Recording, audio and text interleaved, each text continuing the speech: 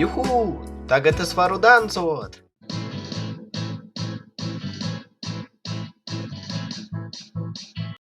Mani sauc Georgijs. Mani sauc Andrejs. Es esmu Alise. Esmu Katerina. Mēs esam no Rīgas Ķeņģerāga vidusskolas. Un mēs iedalījāmies olimpiāde konkursa Uzraksties, domā, rādi. Apgūstot 5. klases dabaszinību programmu, mēs iepazīstamies ar uztura tāpumu.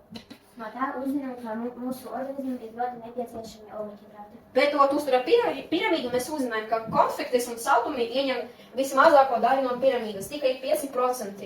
Un tāpēc šodien mums ļoti sagribēs paist kaut ko saldu. Tāpēc mēs nopirkam Laimes barbeles, un tagad Andrejs pastāstīs par viņu sastāvu. Iepazīsimies ar pārtikas produkta sastāvu. Uz šīs konfekšu etiketes ir redzams, ka 100 gramos konfekšu ir tikai ogļhidrāti. Tagad aprēķināsim, kā ogļhidrāti ķīmiskā reakcija pārvēršas mūsu organismā par siltumreakciju kalorijām. 100 gramu apvestas konfektes var mums dot 396 kilokalorijas siltuma enerģijas. Viena konfekte sver 6,4 grāmi, tas ir x kalorijas. Un x kalorijas ir apmēram 205 kilokalorijas. Tad viena konfekte var mums dot 205 kilokalorijas siltuma enerģijas. Jūs gribat konfektes? Jā. Paldies. Paldies. Paldies. Un paldies. Tagad padomāsim, kā organisms var iztērēt uzņemtas siltumas enerģijas ķīmiskās reakcijas oksidēšanas procesā. Mēs atradām tabulu, kur ir uzrakstīts, kā mēs varam iztērēt saņemtas kalorijas treniņu laikā.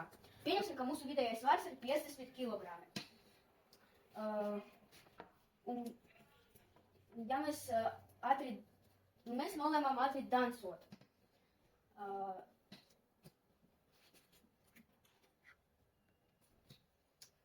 159 kilokalorijas. Mēs iztērēsim, atrit dancošam 60 minūšu laikā. Bet 25 kilokalorijas mēs iztērēsim x minūšu laikā. X apmēram ir 8 minūtes.